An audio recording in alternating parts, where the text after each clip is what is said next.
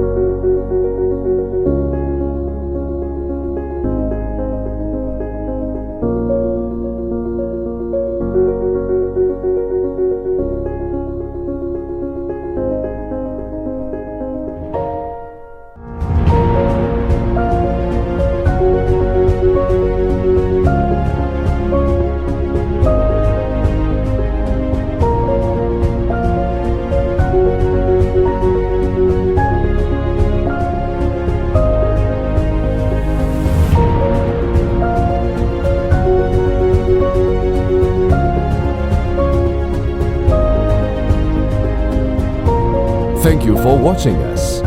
Don't forget to follow us to be updated for recent developments. You may continue to next tutorial video.